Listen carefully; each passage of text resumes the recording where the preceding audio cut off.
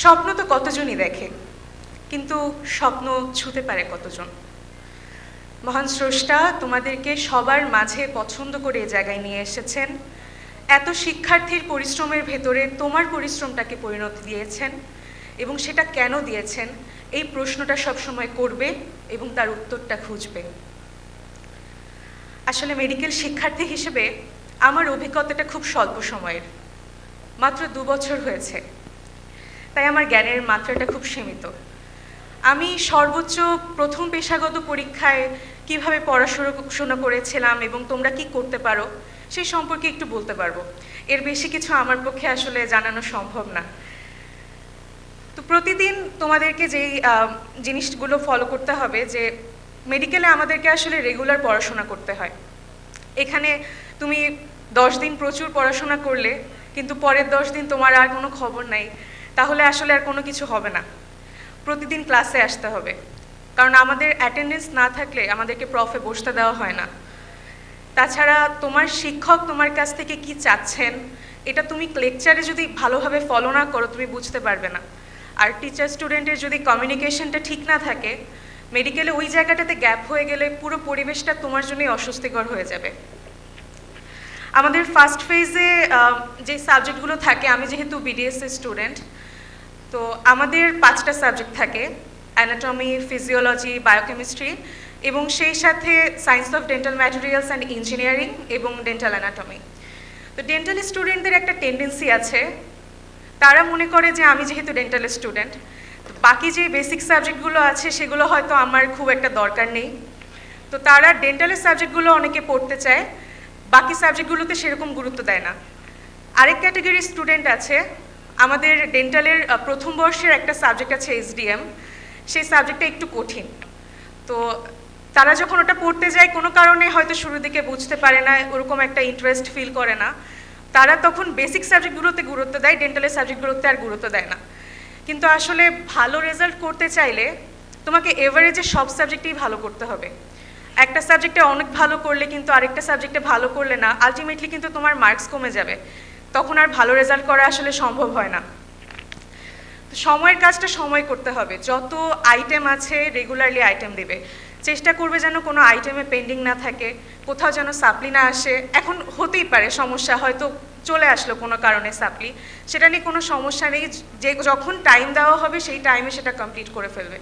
কারণ মেডিকেলে আসলে রেগুলার পরীক্ষা, রেগুলার আইটেম, এগুলো ক্লিয়ার করতেই যে পরিমাণ সময় প্রয়োজন, এরপরে যদি তোমার খালি জমতে থাকে তুমি সেটা আর ক্লিয়ার করতে পারবে না। একটা সময় অনেক বেশি হতাশা তৈরি হয়, তখন আর মানুষ পড়াশোনার কোনো ইচ্ছা পায় না।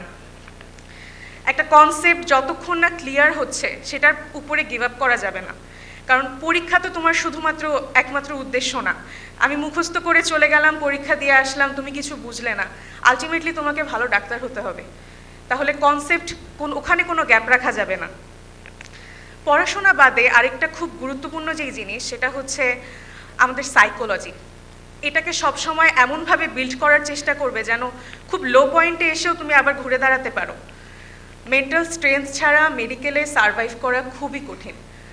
আমি আলহামদুলিল্লাহ সারা বছরই ভালো রেজাল্ট করতাম, কিন্তু আমার প্রফেশনাল পরীক্ষায় একটা পরীক্ষা মনে হয়েছিল আমি আজকে যাব না, কারণ পড়া শেষ করতে পারছি না, এমন অবস্থা। আমাদের আরও ডেন্টালের সমস্যা যেটা, যে একদিনে 2টো সাবজেক্টের পরীক্ষা থাকে, বায়োকেমিস্ট্রি এবং ফিজিওলজি একদিনে পরীক্ষা হয়। আমি দেখি যে আমি ফিজিওলজি শেষ করতে পেরেছি, বায়োকেমিস্ট্রি আমি কিছুই পড়ি নাই। কিন্তু পরে ওই সময় মনে হলো যে যেহেতু সারা বছর আমি পড়াশোনা করেছি, আমি অবশ্যই পারবো, আমি যাই। প্রতি বছরই তো পরীক্ষা হচ্ছে এবং প্রতি বছরই মানুষ পাশ করছে। তো তোমাকে প্রত্যেকটা সময় পড়তে হবে। যখন যেই আইটেম থাকবে আইটেমে চেষ্টা করবে একটু ডিটেলসে পড়াশোনা করার। আমি আইটেমে প্রচুর সময় দিতাম, কারণ কার্ড বা টার্মে নতুন করে পড়ার মতন টপিক রাখা উচিত না। কার্ড টার্মটা হবে তোমার জন্য রিভিশনের, তাই পড়ার জন্য আইটেমে সময় দেবে। মনে হয় 10 মার্কের পরীক্ষা, আমি কেন 1-2 ঘন্টার বেশি দেবো, আমি ওখানে 5-6 ঘন্টাও ব্যয় করতাম। কারণ তোমার আসলে যত বেশি সময় তুমি দিবে তোমার ওই কনসেপ্টের প্রতি তত বেশি দখল তৈরি হবে। মেডিকেলে পাশ করাটাই আসলে অনেক কঠিন। আমরা যারা আল্লাহর রহমতে পজিশন পেয়েছি, আমি মনে করি এটা একটা আল্লাহর বিশেষ রহমত। দেখো, ঢাকা বিশ্ববিদ্যালয়ের আন্ডারে কতগুলো মেডিকেল, প্রত্যেকটা মেডিকেলেই তো সেরা শিক্ষার্থী আছে, সবাইকে এখানে জায়গা পেয়েছে। পাবে না। তাই পড়াশোনাটা আসলে যখন করবে সেটা যেন শুধু পজিশনের জন্য না হয়।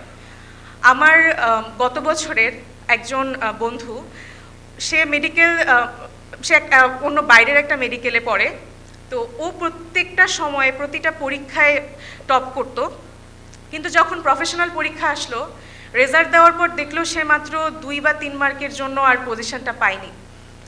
ও এতই বেশি আহত হয়েছে এই ঘটনাতে যে সে সেকেন্ড প্রফেশন ওভাবে চেষ্টাই করে নাই।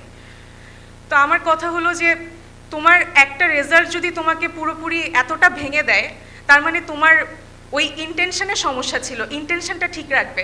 আমরা এখানে পড়াশোনা করব নিজের জন্য, নিজেকে সমৃদ্ধ করতে হবে, তোমার নিজেকে ভ্যালুয়েবল করতে হবে সমাজের জন্য।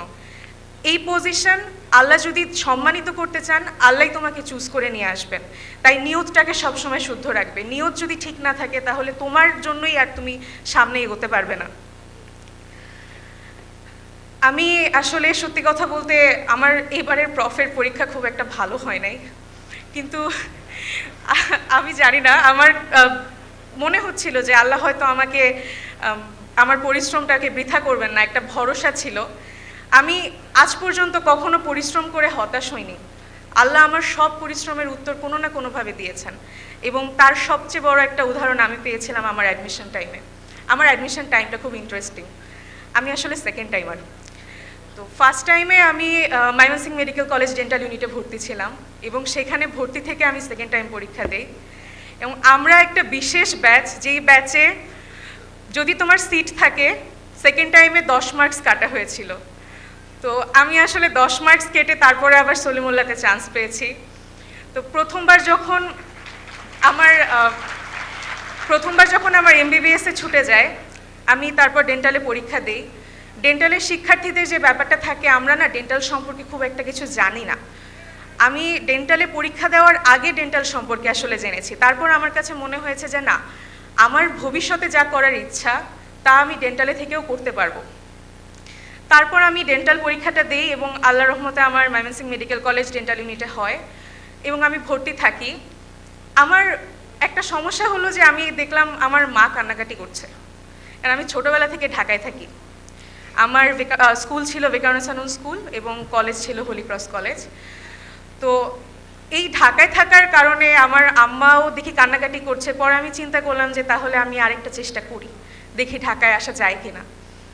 পরবর্তীতে আমি সেকেন্ড টাইম পরীক্ষা দিই, আবারও এমবিবিএসে মিস হয়ে গেল 10 মার্কস কেটে, ওই অল্প কিছু মার্কসের জন্য। তখন আমার ময়মনসিংহ মেডিকেল কলেজের ফ্রেন্ডরা ওরা বললো যে তুমি চলে আসো, তুমি এখনও পারবা, প্রফ ধরতে পারবা, সমস্যা নেই, বেশি দিন হয় নাই। আমি আবার শুরু থেকেই খুব ক্লিয়ার ছিলাম যে আমি কোনো হজবরল পড়াশোনা করব না, যে মাঝখান থেকে আমি যাব, গিয়ে মাঝখান থেকে আমি শুরু করব, কোনো রকম একটা পড়াশোনা করে আমি কাটিয়ে দিব, আমার ওই ইচ্ছা ছিল না। তা আমি ওদেরকে বললাম যে না, আমি যেহেতু এতদিন পরিশ্রম করলাম, এতগুলো সময় ব্যয় করলাম, নিশ্চয়ই আল্লাহ কিছু একটা আমার জন্য রেখেছেন, আমি লাস্ট পর্যন্ত দেখে যেতে চাই। এরপরে আমি পরীক্ষা দিই। পরীক্ষা দেওয়ার পর আমার ডেন্টালে আল্লাহ আমাকে ঢাকায় নিয়ে আসছেন। তো আমি এই কথাটা বলার দুটো উদ্দেশ্য আছে। প্রথমত, কোনো কিছু যদি সত্যি মন থেকে চাও, আল্লাহ অবশ্যই দেবেন, কোনো কিছু অসম্ভব না। আমরা এখানে কেউ স্পেশাল কোনো মানুষ না। যারা এই পজিশন পেয়েছে আমি দেখেছি কি পরিমাণ পরিশ্রম করে তারা প্রত্যেকে পজিশন পেয়েছে। তাই আমি বিশ্বাস করি যে আমার সহপাঠী যারা পায়নি, বা তোমরাও যারা সামনে আছো, প্রত্যেকের ক্ষমতা আছে এইখানে এই পজিশনে আসার। তো আরেকটা বিষয় হলো যে আমি সেকেন্ড টাইমারদের একটা জিনিস থাকে যে ওরা মনে করে আমি যেহেতু সেকেন্ড টাইম দিয়ে এসেছি, তো আমার মনে হয় অত ভালো করা সম্ভব হবে না, কারণ আমি তো প্রথমেই একবার হোঁচট খেয়েছি। এই কথাটাও সম্পূর্ণ ভুল। মেডিকেলে একদম এবিসিডি, আমরা একদম শুরু থেকে যা শিখি, ওই সুযোগটা তোমার আছে যে আমি নতুন করে সব কিছু শুরু করব। তাই এখন যারা চাও যে আমি ভালো করে পড়তে চাই, এখন সময়, তোমরা চাইলে সেটা পারবে।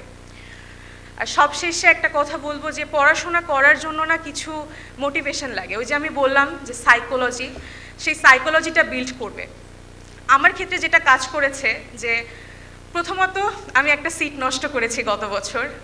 সেকেন্ডলি, আমি এত চেষ্টা করার পরে আল্লাহ তো আমাকে এনেছেন ঢাকাতে, আমি বাসায় থাকি, এটা একটা বিশেষ আল্লাহর রহমত। কারণ আমি আমার বন্ধুবান্ধবদের দেখি যারা হলে থাকে, এত কষ্ট, ওরা না কোনো কিছু ঠিক মতন করতে পারে, মেডিকেলে প্রচণ্ড পড়ার প্রেশার, তার উপরে তোমাকে তোমার সব কিছু নিজে নিজে করতে হচ্ছে, এটা একটা বিশাল রকমের চ্যালেঞ্জ। তো আমার কাছে মনে হয় সব সময় যে একে তো আমি একটা সিট নষ্ট করে এসেছি, দ্বিতীয়ত আল্লাহ আমাকে আমার বাসায় নিয়ে এসেছে। এত অ্যাডভান্টেজের পরে আমি কেন আমার ভেতরে যা আছে সেটাকে ইউটিলাইজ করার চেষ্টা করব না? আমার তো করা উচিত। একটা দায় বলেও তো ব্যাপার আছে, দায়মুক্ত তো হতে হবে। তোমাদের যেই জিনিসটা তোমাদেরকে মনে হয় যে না আমাকে পড়তে আগ্রহী করছে, ওইভাবে চিন্তা করবে, তাহলেই দেখবে যে তোমাদের ভেতরে পড়ার আগ্রহটা তৈরি হবে। আমি অনেক দীর্ঘ করে ফেলেছি, আমি সরি আমার কথাগুলো এতক্ষণ ধৈর্য ধরে শোনার জন্য। আমার জন্য সবাই অনেক দোয়া করবেন, এবং আমার ছোটদের এখানে যারা আছো তোমাদের জন্য আমার অনেক দোয়া থাকবে। মহান স্রষ্টার কাছে সকলের মঙ্গল কামনা করে শেষ করছি। মহান স্রষ্টা আমাদের সবাইকে মঙ্গল করুক। ধন্যবাদ।